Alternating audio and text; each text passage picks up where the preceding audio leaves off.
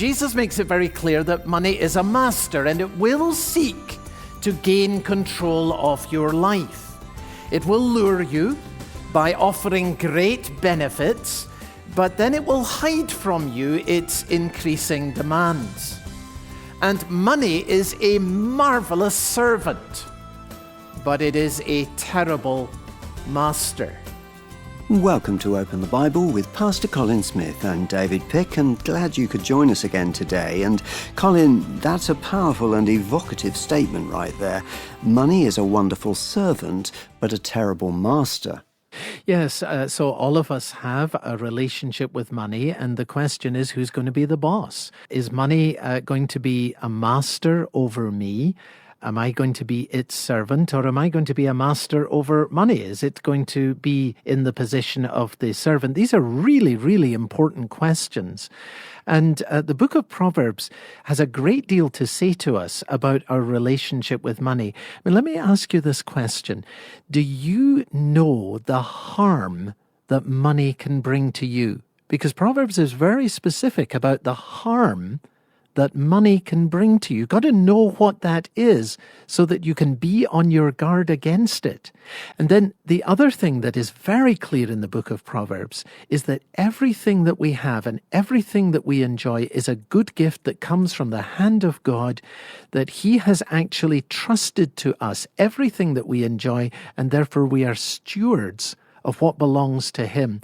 The book of Proverbs is wonderful on this subject. Again, it's so practical, and I have been greatly helped and challenged by the wisdom of the book of Proverbs in regards to the subject of money, and I think that you're going to be helped and challenged by it too. Well, join us if you can in the book of Proverbs as we begin a message called Wealth. Here is Pastor Colin. I want to make 4 observations today from the book of Proverbs about money. And they boil down to 4 words. Here's everything you need to know about money from the book of Proverbs in 4 words. Blessing, danger, priority, and opportunity. That's the range of what is covered in this marvelous book of Scripture on this very important and very practical subject. So let's jump into it together, and we begin first with blessing. The book of Proverbs celebrates the blessing of money as a good and gracious gift from the Lord. Proverbs chapter 10 and verse 22, the blessing of the Lord makes rich, and He adds no sorrow with it. Now, alongside that statement in the book of Proverbs, we need to put another one that is very similar and stands alongside. And that is Proverbs chapter 10 and verse 4 that says, the slack hand causes poverty, but the hand of the diligent makes rich. Now, put these two together. Solomon is affirming the importance and the value and the reward of hard work. And so on the one hand, he says it is the blessing of the Lord that makes rich. On the other, he says it is the hand of the diligent that makes rich. And this reminds us of a very important principle that runs throughout the Bible. And it's this, that God works through means. And the normal means by which He prospers us is through the diligent work of our own hands.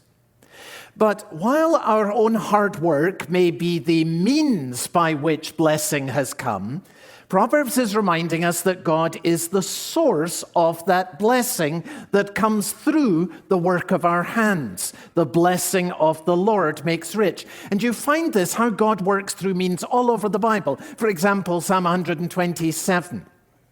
Unless the Lord builds the house, the laborers are working in vain. So who's doing the building? Well, the laborers are building the house, yes, but it's the Lord who builds the house. He works through means, and He works through the means of these laborers, but it is God who is building the house. Now, notice the wonderful statement that's made here. The blessing of the Lord makes rich. All that we have is a blessing from the Lord, a gift from His hand, and He adds no sorrow to it. It's a great tragedy when someone has a great deal of money and is not able to enjoy it. sorrow came with it. And it may have come because of guilt as they look back on how they got it. Or the sorrow may come because of fear that they have about how and where and when they might lose it. But when you know that what you have really has come as a blessing from God through the work of your hands, then you have the freedom and the peace to enjoy it. And no sorrow is added. And this is a major theme in the book of Proverbs, that Proverbs celebrates the blessing of money as a good and gracious gift from the Lord. So all you have, give thanks to God for it, because every good gift comes from his hand. That's the first thing, blessing. Never forget this is a blessing from the Lord. Second, danger. Now, if money is a blessing, how can it also be a danger? And the answer to that, as we all know, is that money is a power. It lures us almost as a rival to God himself. Remember, Jesus said, no man can serve two masters.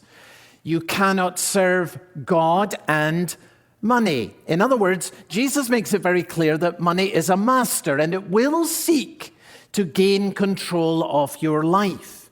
It will lure you by offering great benefits, but then it will hide from you its increasing demands. And money is a marvelous servant, but it is a terrible master. By the way, here's an encouragement. Never envy someone who has more money than you do. Never.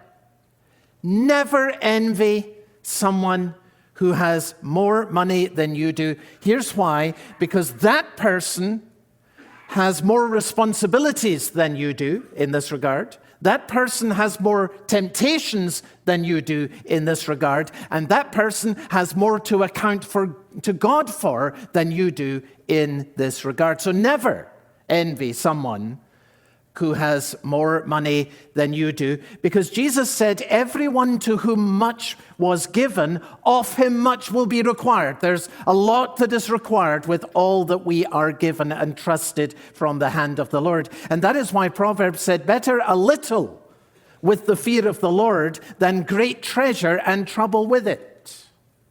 We must all give an account for what we did with what God has trusted to us. And the more that you have, therefore, the greater your responsibility in that regard. And therefore, every one of us, whatever we have been trusted with, whether it be much or whether it be little, we need to be very familiar with the dangers that come with money, the dangers money brings. Now, what dangers does money bring? Let me point out 3 from the book of Proverbs. The first is that money can ruin you. Here are 2 proverbs on that. First, Proverbs 20 and verse 21. An inheritance gained hastily in the beginning will not be blessed in the end.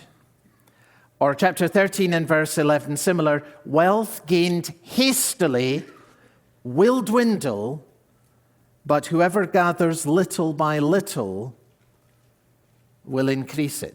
Now, you see that these 2 proverbs are warning us particularly about the dangers that come, especially when money is gained quickly, gained hastily. I remember still with great sadness a man in the church that I pastored in London before we came here, who told me with great joy one day that he had been headhunted for a prestigious job in the city of London, and he had quadrupled his salary overnight. And I rejoiced with him. Marvelous, marvelous. What a blessing. And within a year, he had left his wife and he had abandoned the faith that he had professed. Very simply, as I saw it, the money went to his head and it ruined him within a year. Now, parents who have money should observe the teaching of these important proverbs. An inheritance gained hastily in the beginning will not be blessed in the end. What would be the effects on your children of landing suddenly a large amount of money as an inheritance on them? Money is a blessing, but it also brings a huge responsibility before God. And those who are wise will think about the capacity of a person to handle the responsibility that comes with it. Wealth gained hastily. Twice Proverbs warns us about this. How else does that happen? Well, it can happen through an inheritance. It can happen, of course, well, this is what the lotteries thrive on, isn't it? I mean, you drive down the interstate and you see these flashing billboards with multiple millions. And when it is won, what will happen? It will drop a massive responsibility on someone who may not be able to handle it well at all. And the same, of course, applies to another way in which in our culture people gain fabulous wealth hastily, and that is through lawsuits. And instead, Proverbs commends to us something different. The great value of money that is saved little by little. Little by little. Wealth gained hastily will dwindle, but whoever gathers little by little will increase it. So begin to save. And as the money that you save grows, your wisdom to handle it will grow alongside. You're listening to Open the Bible with Pastor Colin Smith, and we have to pause the message briefly here, but we'll be back shortly, so please do stay with us. The message is called Wealth, and if you ever miss one of the messages in the series, then it's easy to catch up or go back and listen again by coming online to our website. That's at openthebible.org.uk, or search in your favourite podcast site for Open the Bible UK. Back to the message now. Here again is Pastor Colin. Money can ruin you. We need to take that seriously, and especially if it comes hastily. Second, money can't save you. Proverbs 11 and verse 4. Riches do not profit in the day of wrath, but righteousness delivers from death. Very simply, the principle here is that money makes us more comfortable in this world. And because it makes us more comfortable in this world, it therefore distracts us from the plain reality that none of us are going to be here for very long. It is appointed to man once to die, and after that comes the judgment. And so Jesus said, what will it profit a man if he gains the whole world and then loses his own soul? Do you remember that Jesus told a story about a rich man? He was already rich, and then he got a bumper harvest. He was going to be even richer. And he said, what shall I do? I don't have place to store my crops. I'll tear down my barns. I will make bigger ones. And I will say to my soul, soul, you have ample goods laid up for many years. Wouldn't that be wonderful, by the way? To have ample goods for many years. But God said to him, you fool. This night, your soul will be required of you. You see, this man had money to enjoy for many years, but he did not have many years to enjoy his money. So this is the thing. Money seems so solid. It seems so real.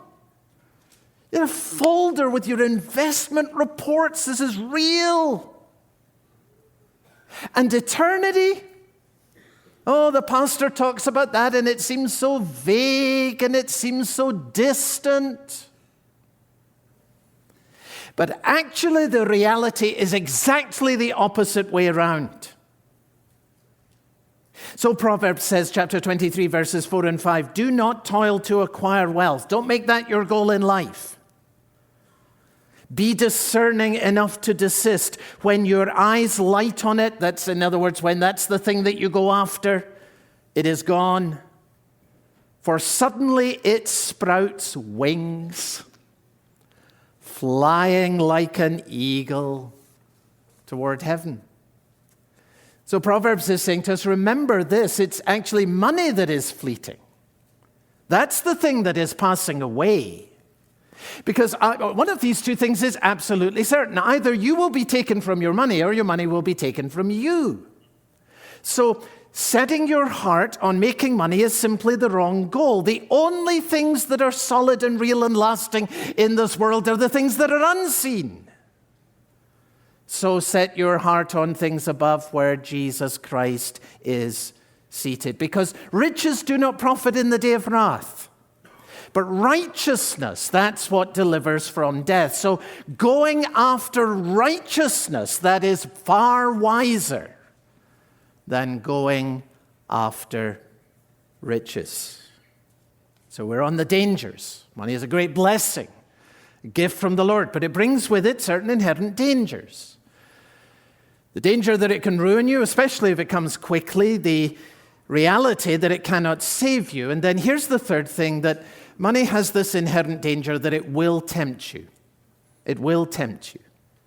And Proverbs identifies 4 particular ways in which money will tempt you. The first is it will tempt you to control.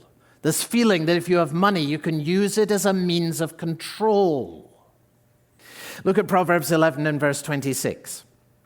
The people curse him who holds back grain, but a blessing is on the head of him who sells it. Now, what's happening here is very simple. There are people, a community that needs food, and there is a merchant who has grain. God has blessed this farmer with a good crop.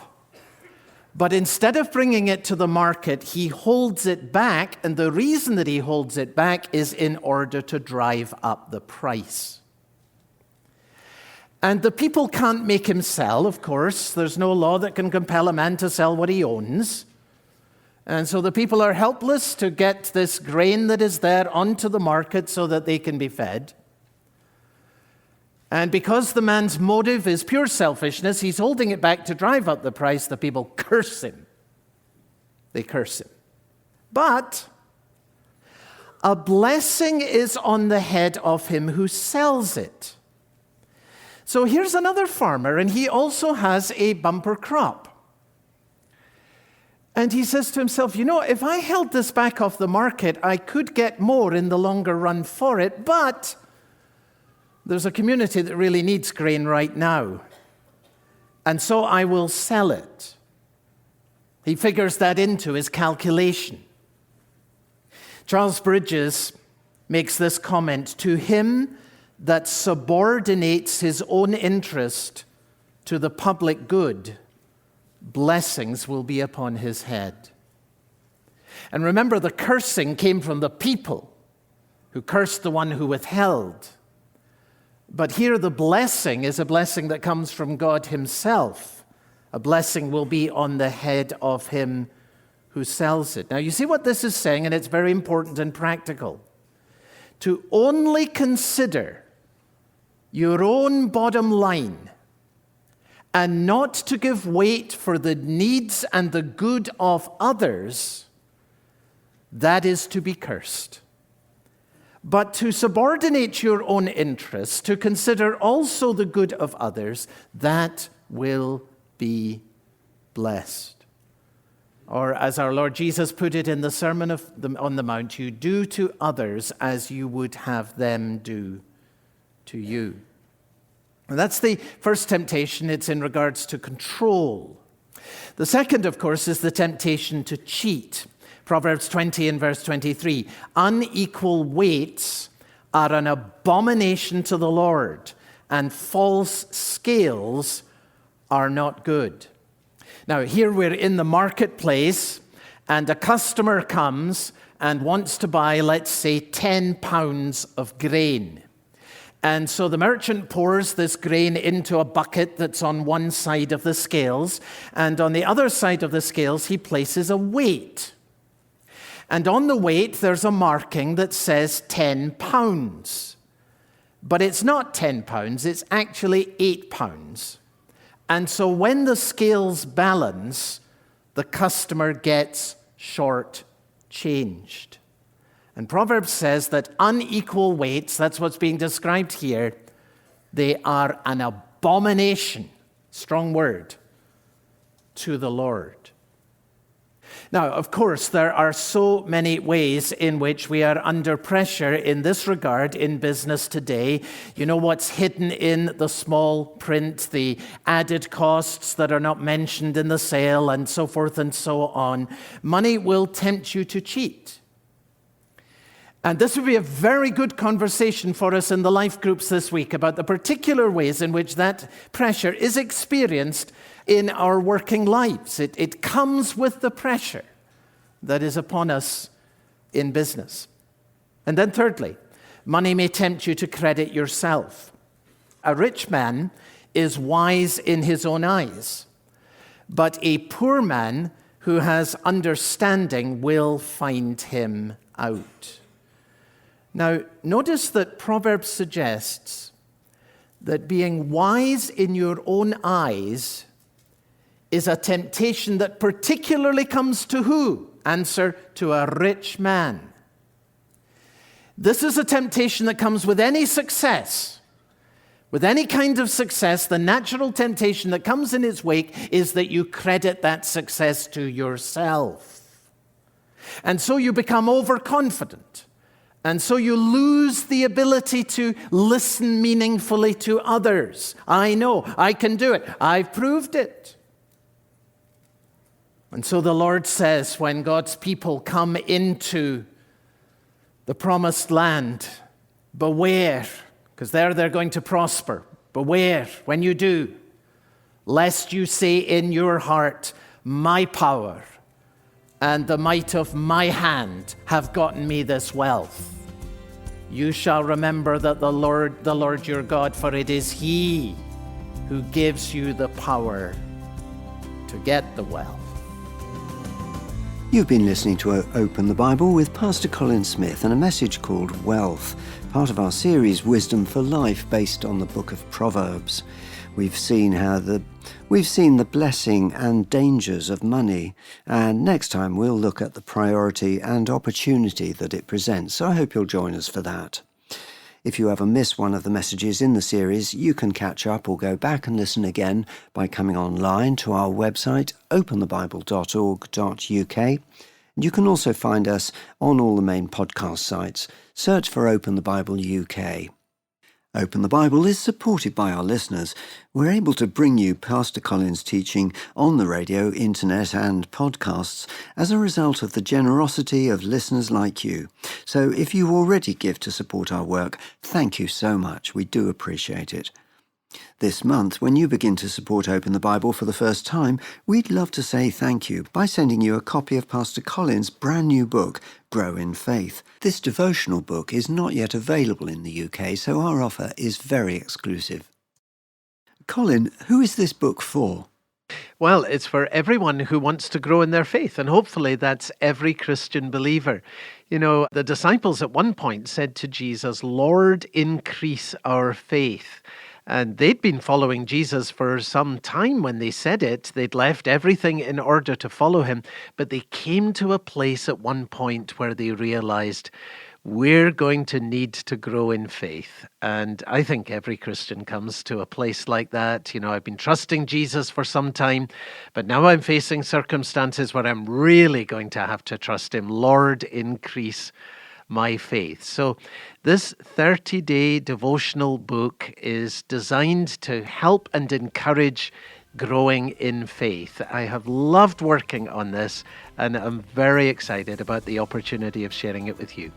Well, Pastor Colin's book, Grow in Faith, is our special offer to you this month when you support Open the Bible financially for the first time with a one-off gift of £60 or more, or a monthly direct debit of £5 per month or more. Full terms and conditions are on our website. That's at openthebible.org.uk, and you can give online. Please do remember to leave your full name and address when you set up your payment so we can send you your free gift. For Open the Bible and Pastor Colin Smith, I'm David Pick, and I look forward to you joining us again next time on Open the Bible. How can you master your money rather than having your money mastering you? Find out next time on Open the Bible.